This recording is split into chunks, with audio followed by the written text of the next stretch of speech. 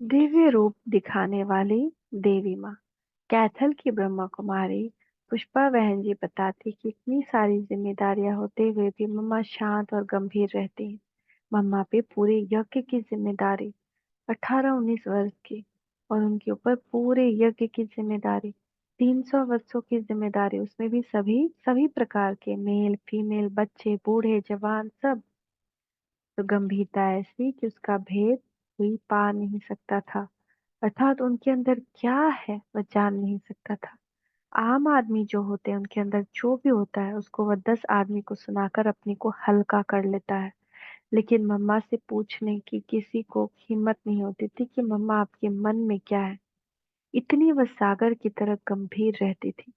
इसका यह अर्थ नहीं कि मम्मा हर्षित मुख नहीं थी। मम्मा हंसती थी लेकिन शालीनता के साथ। मम्मा 5 तत्वों को गलती से भी दुख नहीं देती थी। जोर से हंसना नॉइस पोल्यूशन है, जोर से बोलना नॉइस पोल्यूशन। बोले ऐसा कि जिसको सुनना है वही बस सुने। जब मैंने पहली बार करनाल में मम्मा को देखा, तब उनको मैंने जगत माँ के रूप में देखा। मम्मा महीना भर करनाल में रही। मम्मा बड़े बड़े बुजुर्गों को भी बच्चों की तरह पालना देती थी। मम्मा की दृष्टि उन पर पड़ते ही वे माँ मम्मा कहकर उनको उनका लाड़ दुलार पाने का इंतजार में रहते थे। मम्मा अपनी दृष्टि से निहाल कर देती थी और वे मम्मा का दर्शन पाकर प्रेम के आंसू बहाते थे। भक्तों की भी ममतामयी माँ। एक बार इसी का यादगार है जो दिखाते हैं ना, वैष्णो देवी छोटी सी कन्या दर्शन देती है। एक बार मम्मा करनाल में आने वाली थी। उनके स्वागत के लिए कई भाई बहनें स्टेशन पर गए थे। उनमें बुजुर्ग भी थे, प्रौढ़ तथा वयस्क भी थे। वहां कुछ लोगों ने पूछा, ये कौन है? किसी ने कहा, ये हमारी माँ है। लोगों को आश्चर्य हुआ कि यह तो उम्र में छोटी लगती है, और जो बूढ़े बूढ़े हैं वो भी कहती है हमारी माँ है। फिर मम्मा वापस आबू आ रही थी तो स्टेशन पर सबको दृष्टि दे रही थी। उतने में ये स्टेशन मास्टर ने आकर पूछा, ये कौन है? उनको कहा गया हमारी माँ है। उसने भी आश्चर्यचकित होकर मम्मा को देखा और मम्मा ने भी उनको देखा। मम्मा की दृष्टि पड़ते ही वह मम्मा के चरणों में गिर पड़ा और वह माँ माँ कहने लगा। इस प्रकार अनेक भक्तों को भी आभास होता था कि मम्मा एक दैवी शक्ति है, देवी माँ है। मैं बहुत बांधेली थी। एक बार मैं मम्मा छिपकर मम्मा से मिलने गई। मैंने मम्मा खुद से कहा, मम्मा मेरे बहुत कड़े बंधन है, क्या करूं? तब मम्मा ने कहा, ईश्वरीय सेवा एक ऐसा मधुर और श्रेष्ठ बंधन है जो सब स्थूल बंधनों को काट कर फेंक देता है। इस प्रकार मम्मा ने मेरी ईश्वरीय सेवा में रुचि बढ़ाई और सर्व बंधनों से मुक्त कर ईश्वरीय सेवा के लिए समर्पित होने का भाग्य भी बनाया। सदा बाबा की तरफ ही इशारा। एक बार मैंने मम्मा से कहा, मम्मा मैं आपके ऊपर बलि चढ़ती हूँ। मम्मा ने कहा, मेरे पर नहीं, शिव बाबा पर बलि चढ़ो। मैंने कहा, मम्मा बाबा तो सामने नहीं है। सामने तो आप है, इसलिए आप पर बलि चढ़ती हूँ। मम्मा ने कहा, देखो बच्ची, बलि चढ़ना आसान नहीं, सारे लोग देख रहे हैं, दुनिया भी देख रही है। मैंने कहा, मम्मा मैं तो पहले ही आप पर बलि चढ़ी हूँ। मम्मा ने कहा, बलि पूरी चढ़ना पड़ेगा? मैंने कहा, हाँ मम्मा।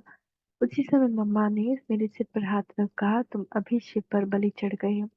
मम्मा ने बलि अपने ऊपर नहीं चढ़ने दिया, कहा, तुम शिव पर बलि चढ़ी हो। इस तरह मम्मा हमेशा एक बाबा की तरफ इशारा करती थी और कहती थी कि उसी एक का अनुसरण करो और उसी को याद करो। जो बाबा पे बलि चढ़ जाता है वो बाहुबली हो जाता है। बाबा के प्रति और यज्ञ के प्रति अटूट स्नेह। बाबा की हर बात पर मम्मा सदैव हाँ जी करके चलती थी। मम्मा ने साकार में सदा निराकार बाबा को देखा। उनकी किसी भी बात को कभी हल्के रूप से नहीं देखा, न लिया। सदा ऑल माइटी की आज्ञा समझकर चली और दूसरों को भी यही सिखाते रही। जब हम ईश्वरीय सेवा करते हैं ना, ये सारे डर, ये बंधन सब कुछ खत्म हो जाते हैं। फेस तो करना है क्योंकि वो हमारा कर्म बंधन है। मम्मा के प्रति बाबा का दृष्टिकोण। बाबा मम्मा को बेटी के रूप में देखते थे तो माँ के रूप में भी देखते थे। बाबा ने उनको हमेशा यज्ञ माता का ही सम्मान दिया। कभी बाबा मम्मा को कहते थे, मम्मा आप तो यज्ञ माता है, जगत माता है, बच्चों को याद प्यार दो। तो मम्मा बाबा के कहे अनुसार याद प्यार देती थी। इस प्रकार बाबा भी मम्मा को बहुत इज्जत देते थे और वैसे व्यवहार भी करते थे। इस प्रकार बाबा मम्मा की बेटी के रूप से आज्ञा भी करते थे और यज्ञ माता के रूप से अतः सम्मान भी देते थे। सजा से कोई सुधरता नहीं। कचहरी में मम्मा गलती किए हुए व्यक्ति को सजा नहीं देती थी अथवा डांटती नहीं थी, परंतु यह जरूर कहती थी आगे के लिए ध्यान रखो और दोबारा गलती होने नहीं देना, अच्छा कर्म करो। मम्मा यहाँ तक कोशिश करती थी कि इनकी बात यहाँ तक ही रह जाए और बाबा तक भी न जाए। ऐसी थी प्यारी मम्मा। थैंक यू मम्मा। थैंक यू बाबा, थैंक यू। ओम शांति। ओम शांति। ओम शांति।